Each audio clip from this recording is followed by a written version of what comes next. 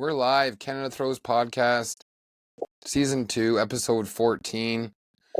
I just got back from St. John's on Monday evening after flight and a car ride back from Toronto to Sudbury.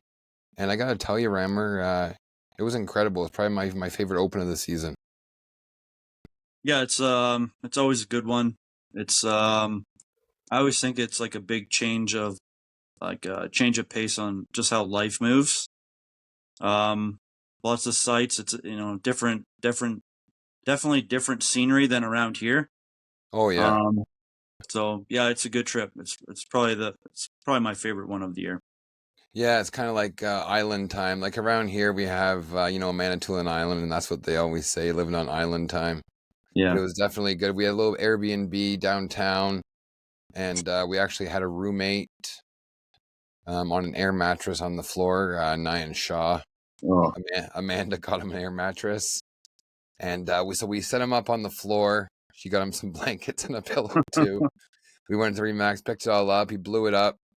I got up in the middle of the night to go outside, and he was sleeping on the hardwood floor. It was No just way. like this. Yeah. Jude's on the couch beside him. Jude's his roommate there. He's sleeping on the floor. And then, so I kind of pushed on the bed. There was no air. And when he finally got up, he was just like completely broken. So we had to, Alicia, like my wife, came to this event with us, and she had to, well, she didn't have to, but she went out and got him a different air mattress so that he could actually walk for the rest of the weekend. Yeah, that would have been a long weekend. Yeah, Jude was laughing at him pretty good. You know, it's like Alicia and I were making some jokes when we were driving around because we had those two in the back seat that they were both our kids. But yeah, I mean, it was fantastic. Just that, we had a good mix of cornhole and sightseeing. Like we went to Signal Hill, we went to Quiddy Viddy, we went to Cape Spear, and then Alicia, Jude, and I went to Bulls Bay. Okay. Bulls Bay for a whale watching tour. We didn't see any whales, but we definitely saw some puffin. Well, about a million puffins. It was crazy. Gulls Island there. It was really a fantastic experience. I've never been to the East Coast at all before, so I mean it was beautiful. Some great views, and the weather was really fantastic. Yeah, I think the first time we went out, it was really cold. It was like, I think it was the first weekend in June. It was cold, but we did all like Cape Spear, Signal Hill. You got to go to Signal Hill if you're going to do it, though. You got to do it at night. Okay. Looking out at night over the city, that looks crazy. But we did like the sightseeing stuff. Then there was a couple other places I thought were really cool. Middle Cove Beach was a cool little spot, and then probably my favorite spot there is there's a topsoil beach, but if you can go up top on the cliffs, there's topsoil lookout. You're way up on the cliffs looking out over the ocean. It's pretty cool. But yeah, all those spots, Quiddy Viddy, all that. Yeah, there's just a lot to see there, and in and around that city. So definitely makes it fun that way for sure. Yeah, we went to Signal Hill on Sunday after. So me and Jude and Alicia went out on that boat tour. She went home for a nap. Me and Jude went back to the venue to watch a bit of cornhole just after Nyan and James had won. And then, our roommate came back with us. We went to Signal Hill. And me and Nyan were walking along. And then there's Jude and Alicia started walking down those 1 million stairs. Oh, yeah. And we're just like, is this really happening? Are we doing this? And yeah, we did it. And it got super windy. And the walk down was, pretty enjoyable. It was definitely the walk back up. That was the problem. Yeah, that was the problem. I was thinking about you. Go on without me. Save yourself. Took a while. My legs were burning the rest of the day. Oh yeah, no, it's a cool spot. It's I like the venue there, even though the boards get sticky and it gets muggy in there. But I like just the setup for the amount of people that play at that open. That venue's perfect in and out. There's stuff around it. You can get some quick to eat. I think was Dick's on site there. Yeah, I got a feed of Dick's. Yeah, so there's that. No, it's all around. It's a good spot to play, and how they have the setup and the numbers that go out there continue to work in that facility. Oh, So we finished it's a up good with open. 88 doubles teams, Reimer. Yeah. So 21 more than last year.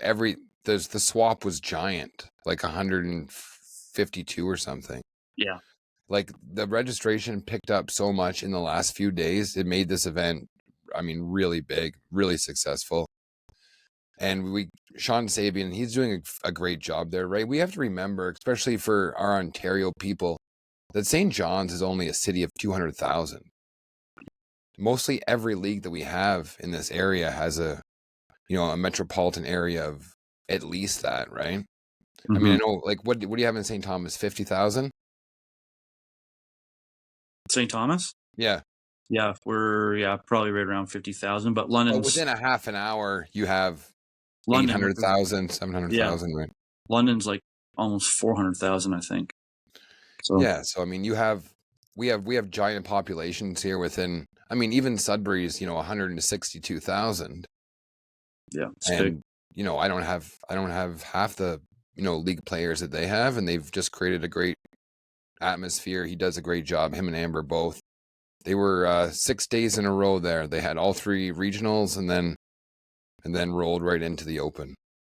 Yeah, it's a good time. Lots of cornhole for the guys out there, and if you headed out early, you could definitely get some reps in. I know sometimes that's players look at that as I'm not going to say it's a problem, but you'd like to get some games in or get a league night in before going to one of these places. But with travel, sometimes that's difficult if you have to leave on a Wednesday, or if you're flying out Thursday and you don't play till Friday night, or you might not want to play Wednesday, have things to do at home or whatever. So I think this is the second year they've done that in a row. So I think last year when I went out, we played in a blind draw on the Thursday night too, or maybe no, Thursday night maybe was CC. Yeah, the Thursday was the CCF stuff. Yeah, and then maybe they had one on Wednesday or something. But having those multiple days in a row, if you want to get out, you can do the sightseeing in the daytime, and then still play some cornhole at night and get some reps in. Yeah, no, I just can't. I don't have enough nice things to say about them. They did a great job. Matt, obviously, another fantastic job, nailed it. And the whole community out there is super welcoming and friendly. I did checked all of the Newfoundland boxes with the screech in. Did you give the cod a good kiss? Yeah. And Frencher, you put a little bit of tongue on it? No. Nasty, man. When you're like the 50th person, okay, this is not a good thing. Not only that, apparently that cod is like 25 years old. Yeah. Hey, that's probably how I got sick. Maybe. I'm thinking about it. Yeah, we did it the first year. So we were the first time that they ran in St. John's. We were out. This is the third year of St. John's, right? That's right. Yeah, so we would have got screeched in. We would have went out the first year and did that, but it was fun. Yeah, Jude. There was a few kids there, and then obviously I don't drink, so we did a shot of grenadine.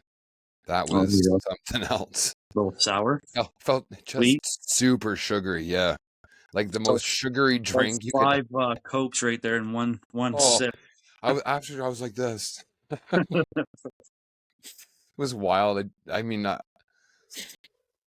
it was great though. And then Jude played with Mason Miller, and I posted some pictures on here, and it was I was talking to you before we went live that Jude was struggling for a bit with throwing his bag about 80 feet in the air, and he's got it figured out again with a low throw, and so he had a really good time, and was super hooked on cornhole again, which as a dad is nice to see, whatever sport it is, right? But I'm glad that he's having fun playing cornhole again, and him and Mason had a great time. They won a game in the bracket, and those two love taking a good time out. They definitely make sure.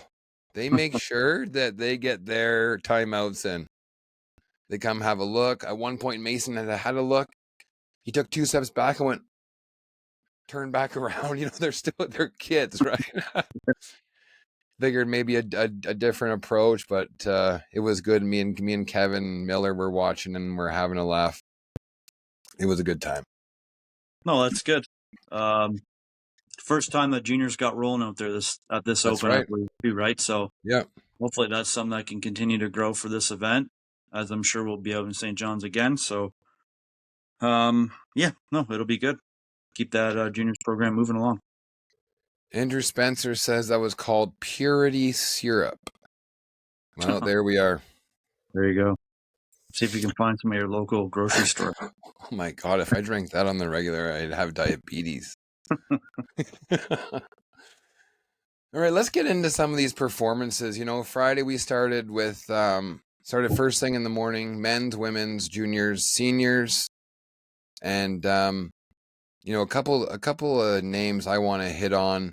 Obviously, Kimberly Broman. She a next American pro came up here, and she took down women's singles, pretty handedly. But we had a few Canadian ladies, and really Michelle Hunter, Mitch absolutely killed it.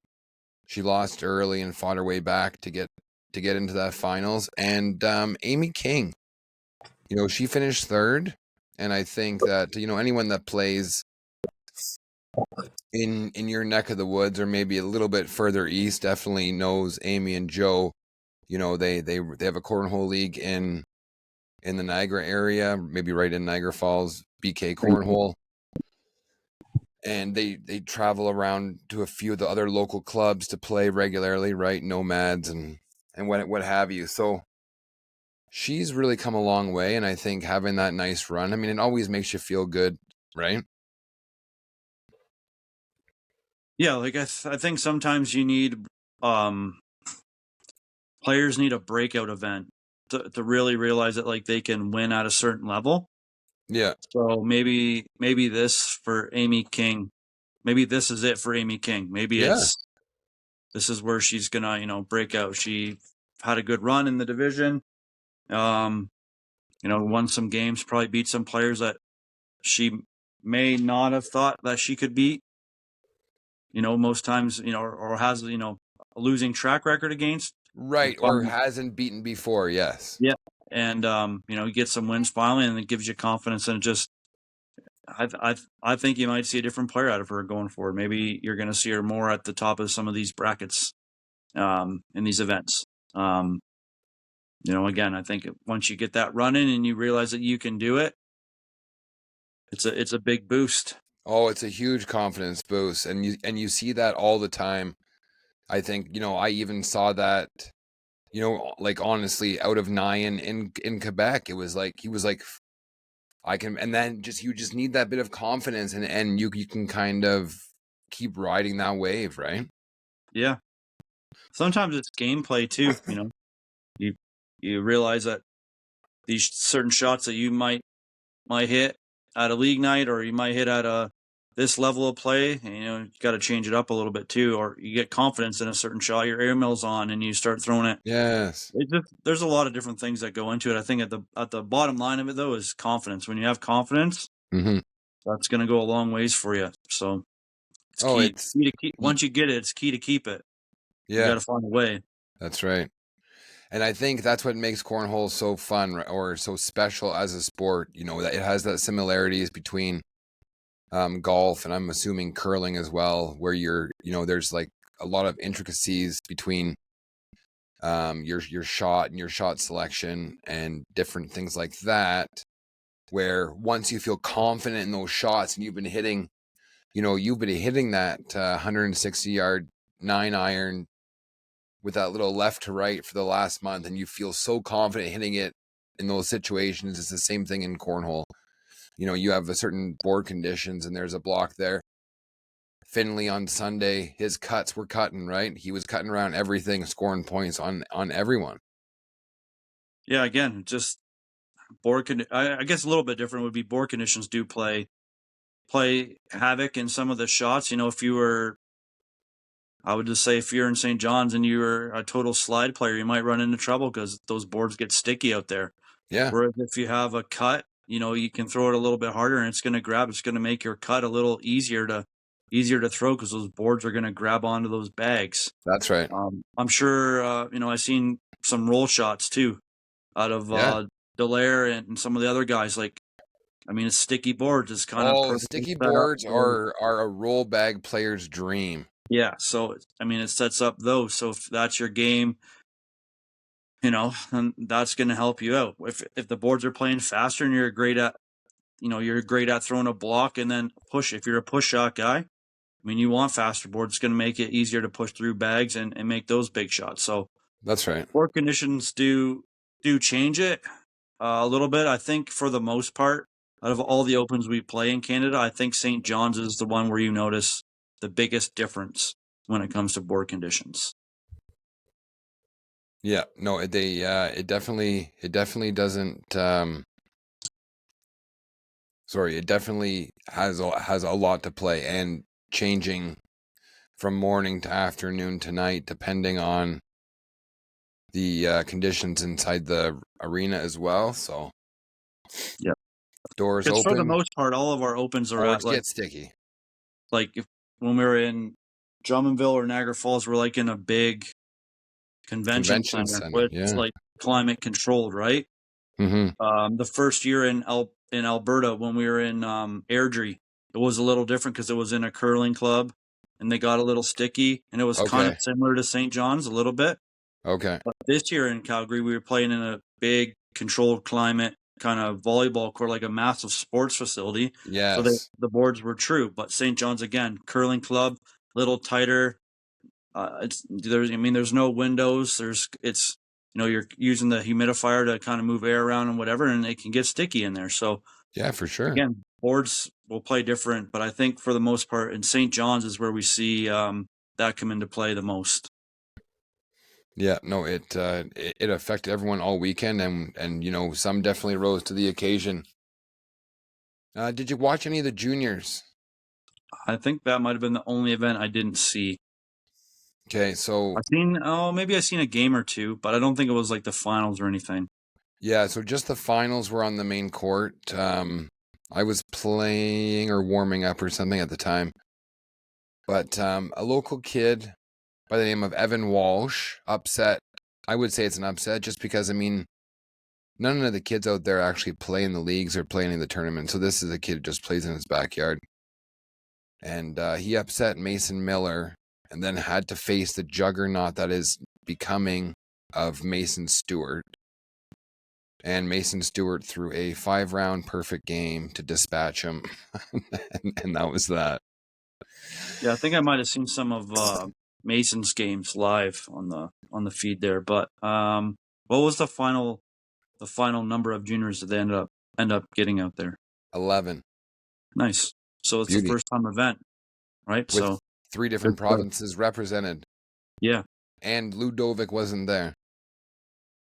Right. So it's a good start. It's a good start, and hopefully that continued to keep growing up there, and we can have the juniors playing at every open. That's right. And I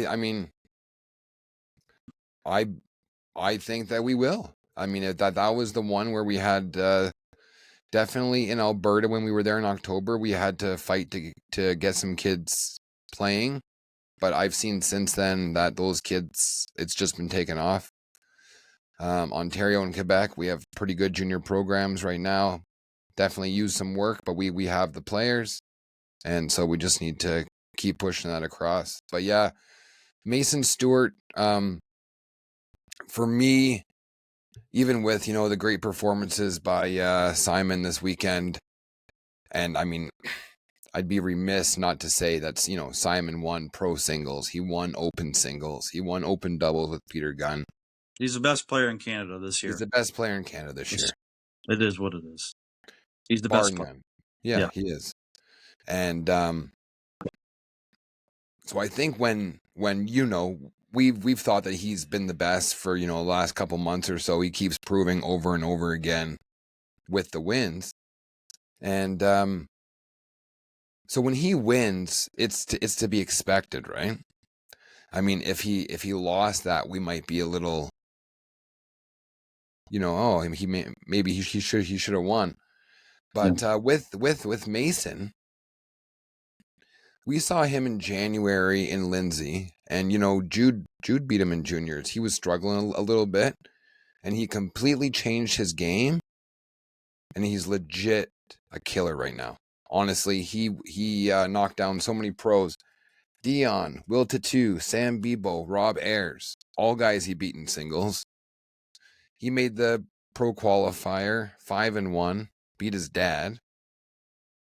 Went into pro singles, finished second place in the 5-0 stack, so that would be 18th place. Went to open singles, had some fantastic games, lost to Dion 21-17.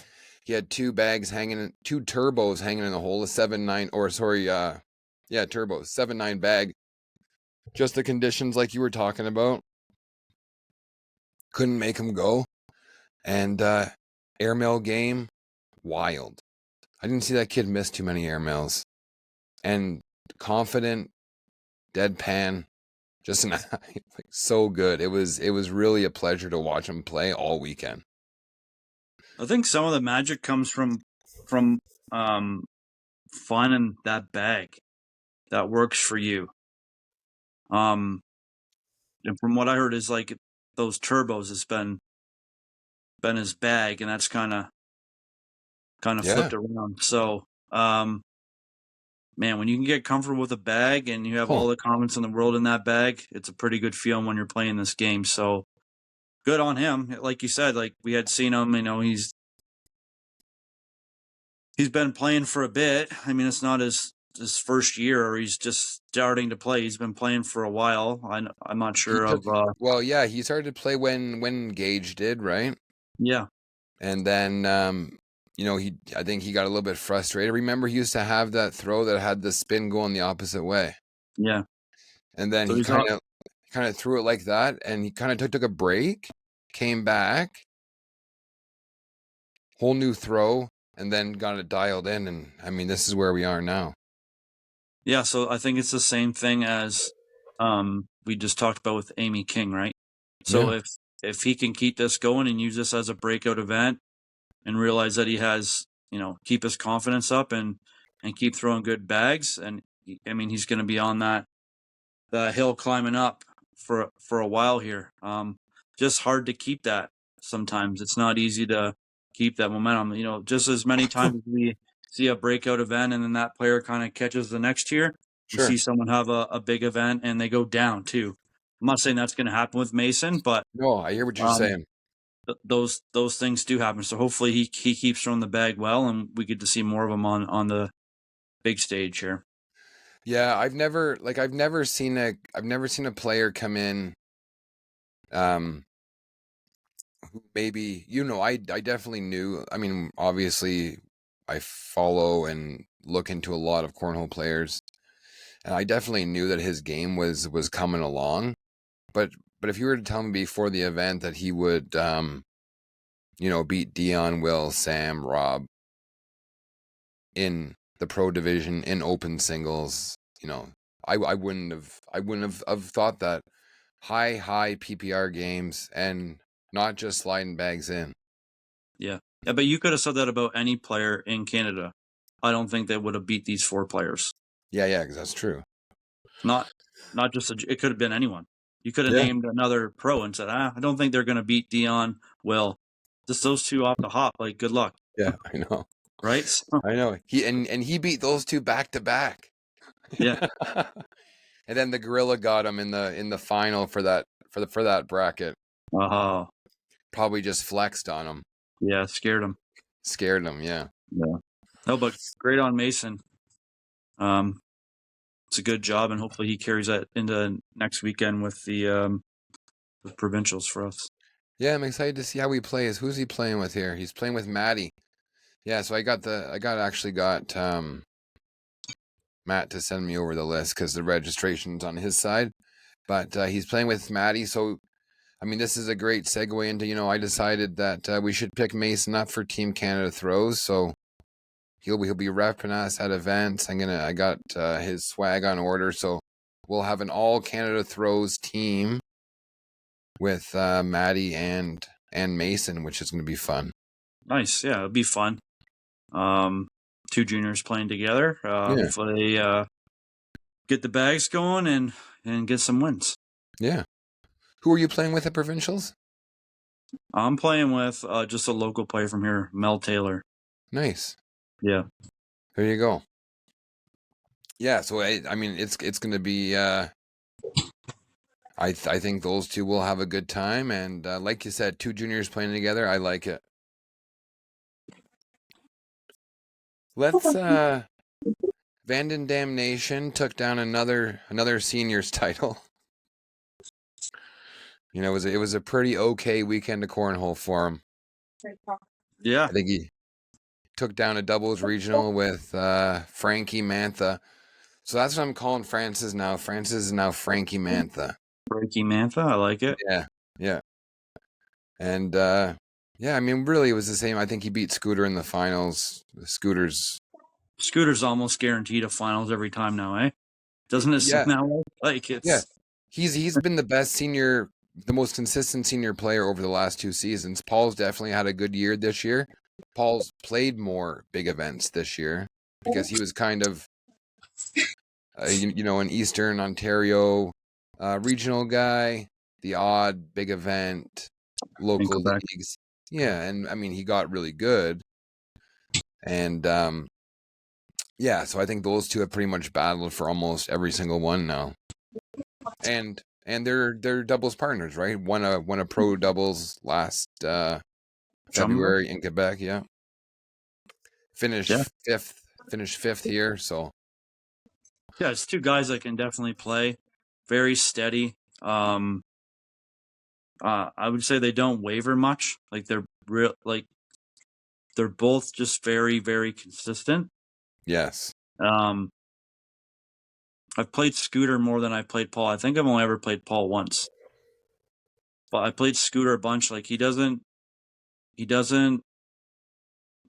makes like he's so steady. He makes you take the risks. That's always how I think of playing Scooter. He doesn't take the risks. He plays it safe. He'll take his 8, his 9, his 10, and he'll make you take the risk. And when you don't hit the risky shots, then he beats you. And he just is very, very, very steady. And he's been a good player for a long time around here. Oh yeah. Oh, definitely. I mean, he like you said, very steady, right? Just methodical, throwing bags, quiet, great guy. Yeah. And slow and steady. Yeah. So like you just don't see very many bad games out of him. It's always like, you know, the +8 PPR. It's always +8 PPR. Always. Every game. Yeah. Yeah. You never, you see guys had a bad game, only threw a 7-2, missed too many air mills, like that happens to the highest level players around here. Not guys like Scooter. No, it's 8+. His bad games are like 8-2, 8-3. Yeah. Yeah, no, he's definitely, and those can still win. Those still win games. Yeah. Especially sticky boards, like those win games. Oh yeah, 100% they do, and especially when he's making you take those risky shots, right? You're gonna end up missing some. He'll take advantage of it in the end. Yeah, exactly. But this time, Paul was able to get the best of him, and we'll see what happens at nationals. We'll probably have I would bet on a Scooter Paul showdown for that too. I mean, we can't count out Uncle Steve, but that's never Uncle Steve right here. One of those. Flying elbow. Yeah. Oh God, he is wild. Uncle Steve is wild. So the ACL Canada, I'm not sure if you saw the post today with Finley and Nyan for their doubles win. I just made a comment. I said, I know those guys. And Uncle Steve said, I know those guys too. I'm pretty sure I met them at a seaman convention. And I mean, I'm pretty sure he goes to seaman conventions. I mean, if anyone doesn't know, Uncle Steve's job is inseminating cattle. That's right. And like he's been at events around. Yeah. He does it manually still. Oh man. I mean, I'm sure you've seen his work truck when he's brought it. He has that big silver thing in the back with it looks like from a movie. Yeah. With the liquid nitrogen, and it pops up, and all the vials are in all the tubes. He's driving around with $100,000 worth of bull semen in the back of his truck. Oh, It's the guy that definitely has fun when he's playing cornhole. Oh, I've never seen him not have fun. Yeah. I accuse him of cheating on this. I accuse him of cheating on Friday. I was trying to throw him off. We were playing him in the swap bracket. Him and Rob, they ended up taking it down. But I was trying everything in my power. Told him I was watching him. I'm pretty sure he was cheating. But he can't even see the scoreboard. I mean, how's he No. gonna cheat? He doesn't know. Doesn't even know. No. Then I told him I was gonna cheat him, and he said, "Go ahead."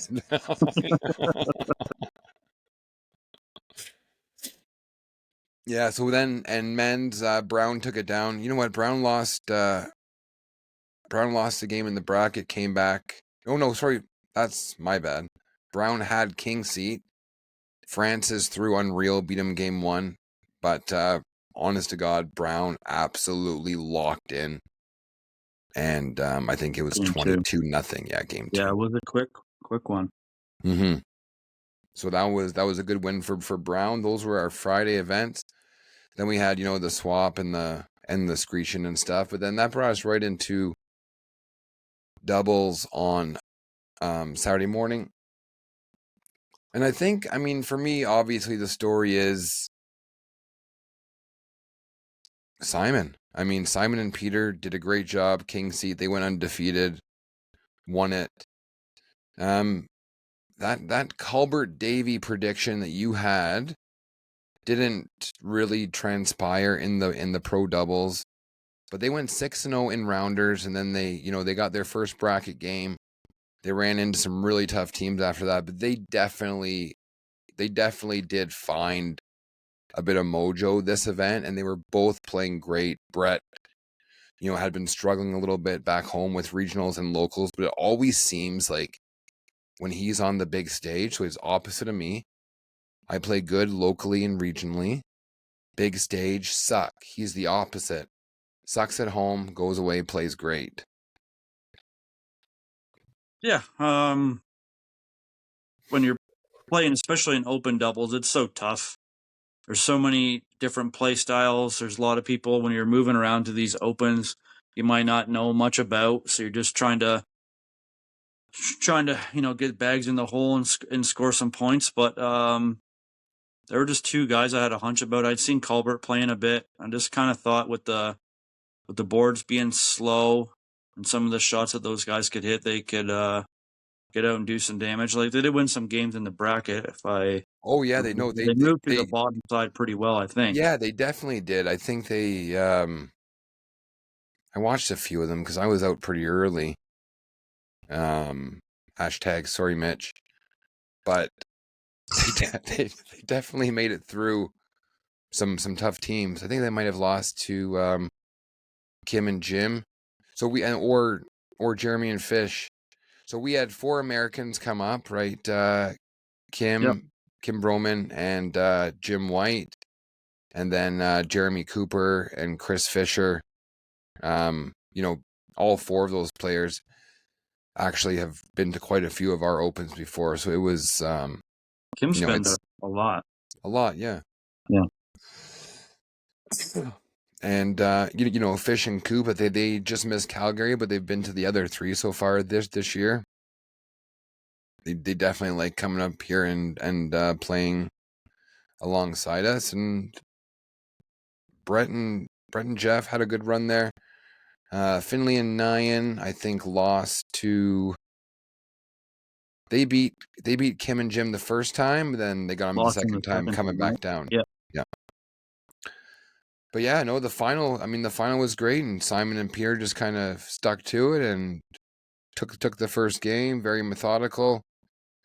And that was really just the start of Simon's run, because that night was singles, and he made his way through, starting from the bottom as all the qualifiers have to do. The toughest way every time. Every time. His first game was against Mason Miller. He beat, I think Mason scored maybe the second most points of any player on him in that event. And then he played Will, beat Will, and then just started just knocking him off one at a time. Yeah. That's what he does. Yeah. Roll bag was on, right? Like you said, the board conditions definitely help that style of play.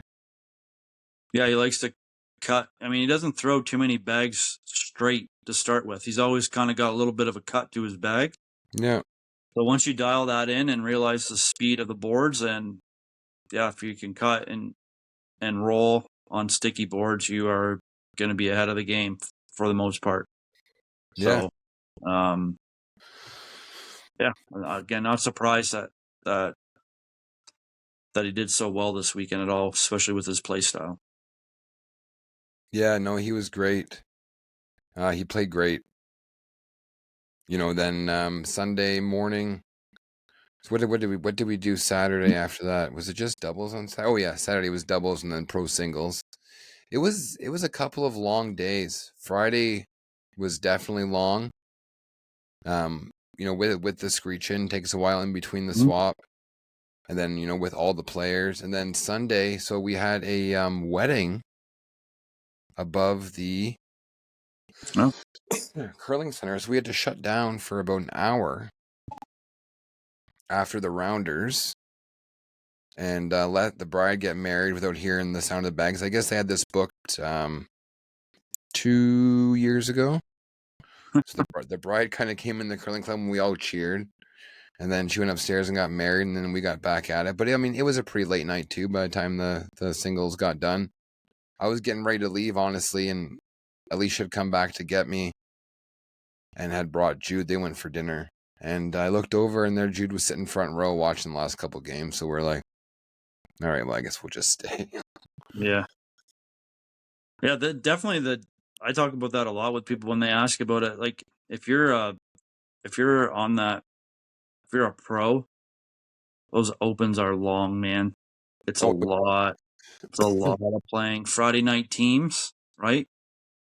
Friday night's oh yeah, teams Friday night teams, yeah, after the swap, pro teams, and you playing doubles all day, which is when you're using the rounders and you have that many teams, it takes a while because you got so yeah, many teams, and you get into a bracket. So everyone's at least playing 8 games, 9, 10, 11, 12 games. So yeah. then you get into the pro singles. Then you end that, you get up back in the morning, you play pro doubles, and then you got to play your open singles. So if you're on that pro tour, that Canadian pro tour, it's a lot of cornhole in 3 days. A lot of Yeah, it's cornhole. You're 9 in the morning till 9 at night, 10 at night, 11 at night. Like it's long days. no joke. It's no joke. It was another really good performance I saw was in the open doubles. I'm not going to say it's surprising because I wasn't surprised to see them there. I think it was just the first time that they had gone that deep at a big event. But Kevin Miller and Brett Castine, they finished third in tier 1, and it was an absolutely incredible run. Beating a lot of big teams, and I think Brett he seems super relaxed when he's throwing. I know he does get a little bit stressed, but he does a great job at calming his nerves. Right, he has a pretty simple throw. Doesn't try to push too many shots, and just kind of is super consistent. Yeah, I've played Brett a lot just with being close in proximity. Again, another player that's done pretty good. Would have qualified in the pro program in Calgary. Yeah, he did. Yeah, so definitely a guy that can win some games and some high level games. And I've seen Kevin play quite a bit recently when I've been down in Delhi, and he's been throwing the bag great.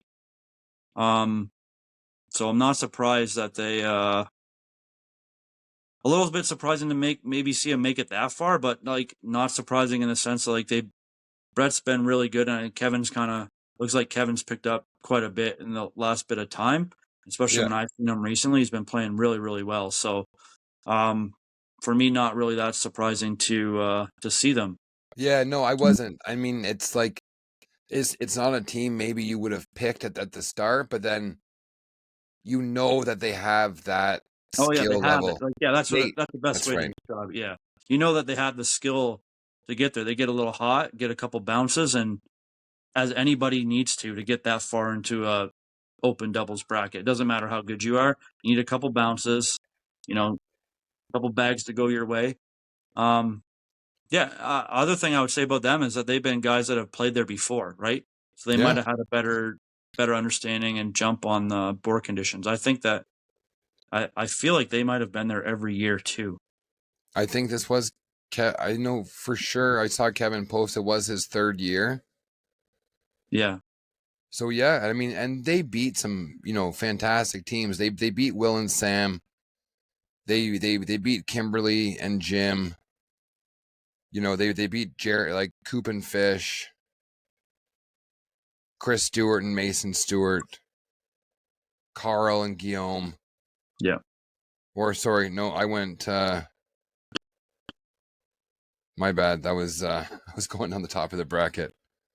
They beat Alin and Steve, Dion and Alin and Steve. Yes, and then they were up top. But yeah, anyhow, they went through some tough teams. They eventually fell to Greg Phillips and Stefan Lavoie, who finished second to Simon and Peter.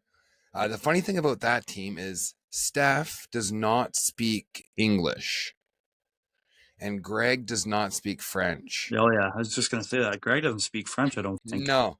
So it was 2 Quebecers because I asked and Simon said yes, he is one of us. and they couldn't speak each other's language, and it didn't seem to affect them at all. They just used a bit of sign language, and there's plenty of ways to get guys to see what you want them to do right from the other side of the board. Yeah, Greg's one of my favorite guys. I've always had fun with Greg. Yeah. The first time I met him was one of the first opens in Niagara, because he used to come up and play with a guy, Brian Forbes. So this guy had the same name as my dad. Yeah. So we'd always joke that he was my dad or whatever. Yeah. So then I remember the first time we took a picture together with our backs so everyone could see Forbes and just messing around. It's weird how the friendship started. And then I've always just got along with Greg, and we always seem to find each other and make sure we have conversations at all the opens. But Greg's a really good player too. And he's made the pro qualifiers every time this year. Every time. Yeah, and then I know last year too he would have made a few, because I remember playing him. I played him in Drummondville.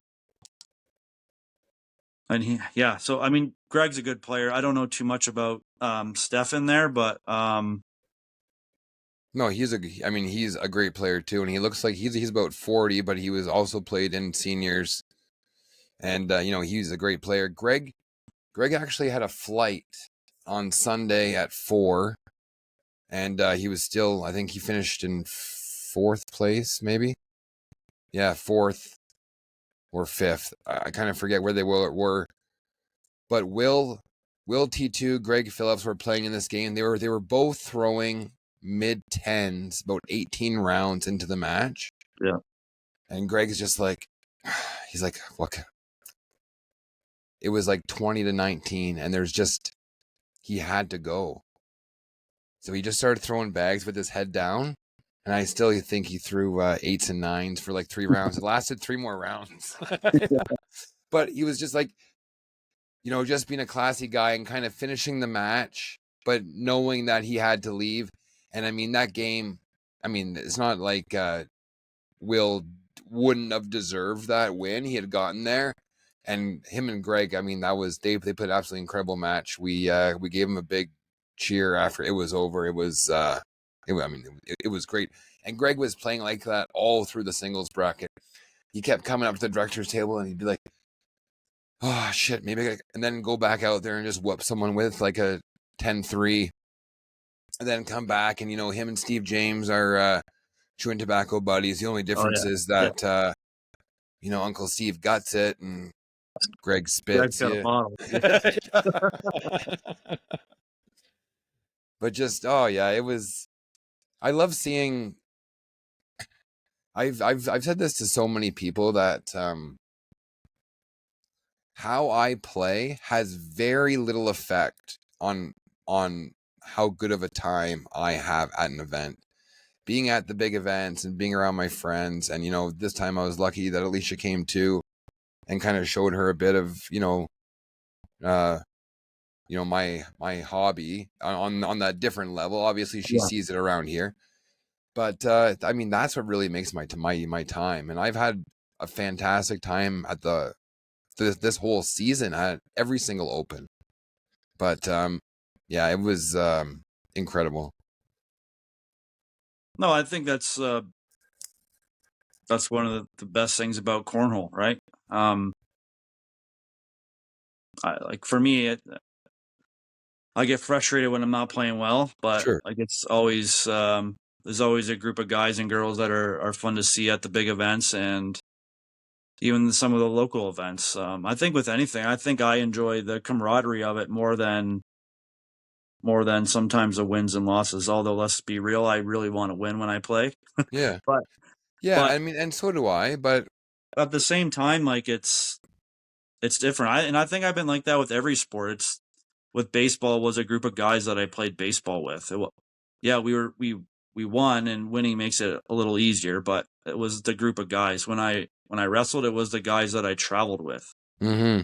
Although every match isn't a 5-star match, but the guys that I travel with, I had a lot of fun pissing around backstage and doing stupid things and whatever, and it made it fun. And cornhole is no different. Like we just said, like I like going to the big events and seeing Greg and making jokes with Steve James and always having conversations with like Colbert and Dion and Yeah. Derek and Andrew and all the guys and seeing some of the girls like Val and Amanda. Amanda always is trying to get me to crack. She's like, "You're way too serious." I'm like, "It's just my face, man. I don't know. I can't Yeah. change it. Like, it's just Resting how I look. serious face. Yeah, just how I look." Yeah. So, yeah, having those times and having those exchanges with people definitely, definitely the memories you pull from events like this. Yeah, I mean, it fires me up to keep going. I've put a lot of time into cornhole, growing it in my area and being in Northern Ontario, we have a lot of challenges when it comes to population, right? Our cities are spread out. Really spread out, yeah. So, even like leagues that are, I would consider local to me, or, like sister leagues of mine, Gold City and Steel City and North Shore and Blind River, we're talking a huge area, 300 kilometers away, etc. And so we keep growing that and try to add, maybe more cities to it, or, some guys from North Bay will come play.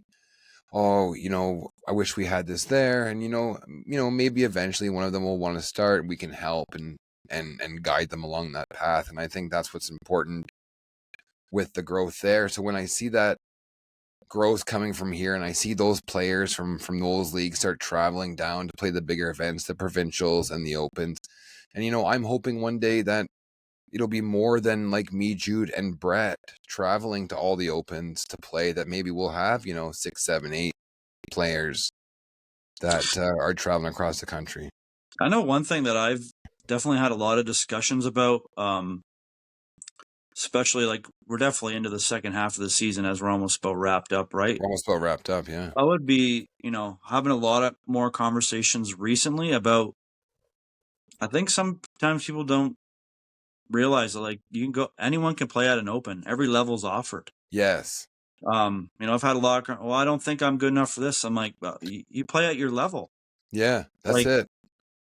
That's the best thing about it is that you Yeah, can there's go and play. five divisions. Yeah, you can go play at any level this game at major events, like your opens or your nationals. You can go to your provincials, still play at your event. Yeah. Like I don't know. I think if you're ever sitting on the fence or you're unsure, just give it a try. Yeah, Give it a no, try. Give definitely. it a go. That's the only way you're going to know if you enjoy it or you don't like it. I always said too, like for cornhole was the first thing. Only time I ever got on a plane was to go play cornhole. Yeah. When I wrestled, I drove everywhere. Alabama doesn't matter. Like I'm getting in a car. I'm not. Yeah. So like people, you can use this as vacation. Like you said, you had a nice time with your family and Oh, it was awesome. your second son Nyan there. Yeah. Wheeling around St. John's. Like, I don't know if I ever would have seen St. John's if I wasn't playing cornhole. Same. Simple as that, right? So, yeah, any level can go play. You can enjoy it, make it a vacation if you want. But yeah, that's what's great about this game. Yeah. Yeah, no, you're right. I mean, and that's what it is for me. It's all of that. It's helping people start leagues, helping people run tournaments, going to these events, participating, making friends, making people laugh, which I like doing also. All of that stuff it just adds to the whole experience. And we're so lucky because next weekend we get to do it all again. Obviously on a little bit of a smaller scale, but it's a provincial event. It should be a good one. Yeah. But get to see, all my Ontario friends again, have a laugh, run a great event, and carry on. I want to we'll talk about pro doubles. We've pretty much wrapped up everything, except pro doubles. I I don't saved think it we're for going to last. talk about that, are we? Well, I'd like to tell you that I predicted this, and I have a clip that I actually posted a couple of days ago that showed that prediction. And James Finley went back to his inside arm.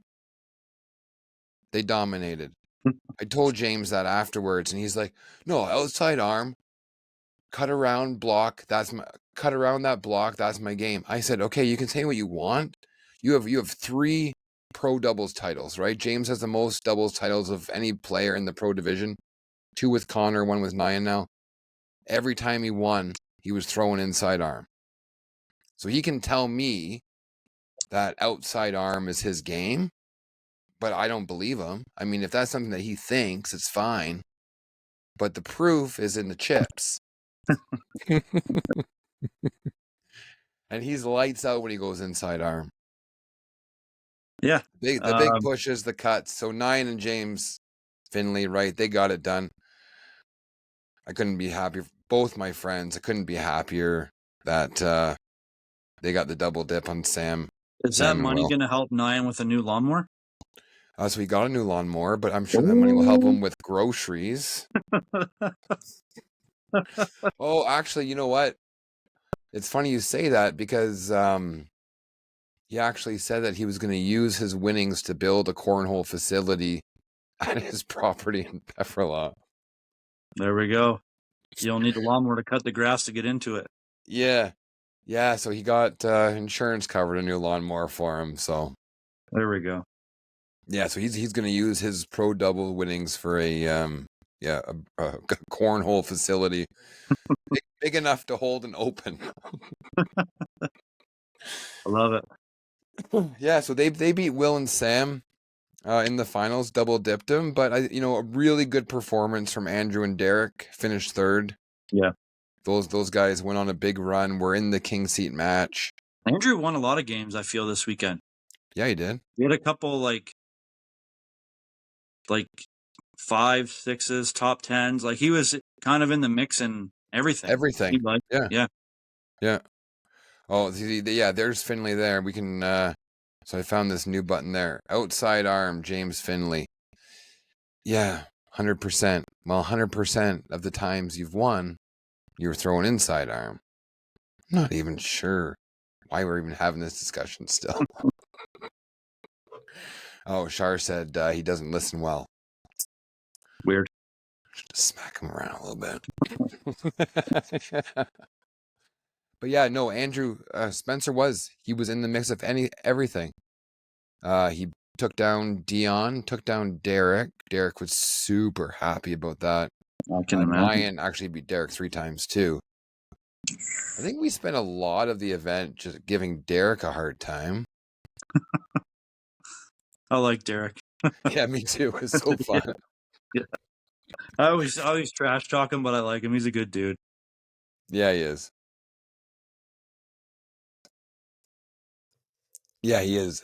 Yeah, we had a good time. We chirped him a fair bit, especially once they lost the tier 2 doubles. Because you know what's worse than winning when you're a couple of ACL Canada pros who do have a history of bringing home that tier 2 plaque. You know what's worse than winning it? Losing it.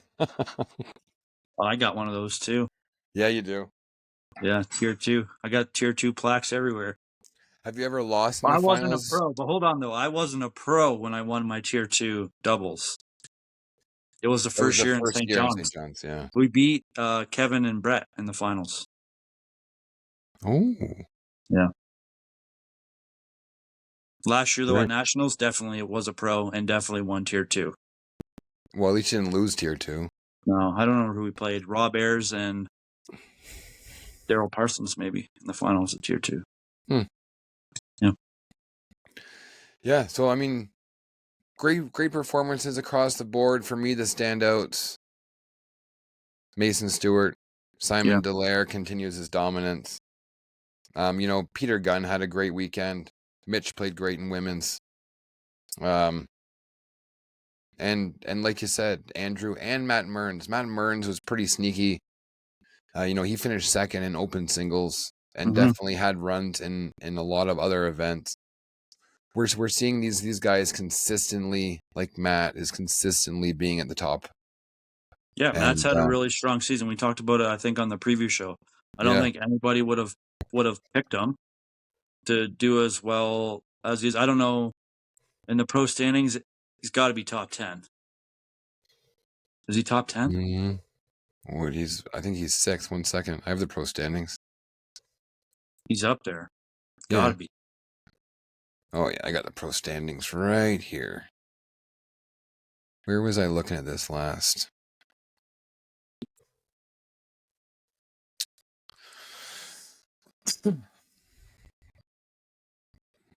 Because as we get closer to nationals, we'll kind of, we'll kind of break down what's going on for the rest of the season, right? We have the pro events coming up in nationals, and not all the pros make the final bracket off the hop, so we'll kind of break that down. Jeez, where did I? Oh, I know where it is. 1 second, please. Because it would be in kind of, this is the ending of pro events going into nationals. So what the whatever the standings are now is what you are based going into nationals for seeding and who gets to play in the pro events at nationals and that sort of thing. So those are kind of locked in, and I guess there's a qualifier for some spots, and like you said, we can get into that later, closer to As we get closer, we'll event, break it down. So Matt's 7th right now. Yeah, you don't finish 7th unless you're playing good. Simple as that. Yeah, so we'll definitely shout out the top 10 right now. We got Sam Bebo's number 1 still, Will Tatu, Brandon Brown, Dion Kuza, Simon Dallaire is 5th, and he's won 2 singles events, but his other 2 were not great, and so there he sits in 5th. Mr. Consistent Carl Menard is 6th. Matt Murren 7th, Craig Halford 8th, Peter Gunn 9, and Paul VandenDam is 10. Yep, solid list there. Yeah. Yeah, I'm looking forward to how the rest of the season shakes out. I did a bit of a post on Canada Throws, kind of put who all has their pro spots right now. I mean, there's going to be change for sure. 100%. But it kind of gives people an idea of where they stand, if they're just on the bubble, if they have a spot securely. It's this is a fun hobby, and when you take it seriously, sometimes I've had a few guys message me, what do you think? Do you think I could be caught? And if you have a bit of a lead this late in the season, it's pretty hard to get caught, right? You're only getting a few points here and there for regionals and locals. Maybe a strong provincial and a strong national could get you, 80, 100 points if you did well in both, if you hadn't before. There's a lot that goes into the points race, and you think, early in the season, you start accumulating them, and it's at the end where everything will be broke, 2 points here, 6 points here. Yeah, it's hard to make up ground near the end of the season. Yeah. And that's where both of you and I are. So, with that, we should try not to suck as much, Rammer. But trying, we'll see what happens. I don't know. Good days and bad days for sure still, so we'll see what happens. Oh, here's a comment from Kevin Miller about his second place finish. It's true, and it still haunts him.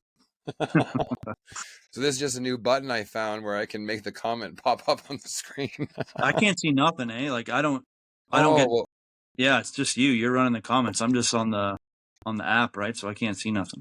yeah, so it pops right up on the screen. So in the recording after, it'll have the comment right on the Oh, screen. okay. Kind of All right. cool, yeah. Yeah. Yeah, so as always, everyone, this will be up on Spotify, YouTube, etc. You know, I've had a lot of people come up to me, James, that tell me that they watch the podcast and they really like what we're doing. So, you know, we really appreciate that. We do this because we love it. We love talking cornhole. We love the sport. And as long as we keep having fun, I mean, we're going to keep doing it. So we appreciate everyone for watching and listening, and we'll keep carrying on. And have a good night, everyone. All right. See you guys.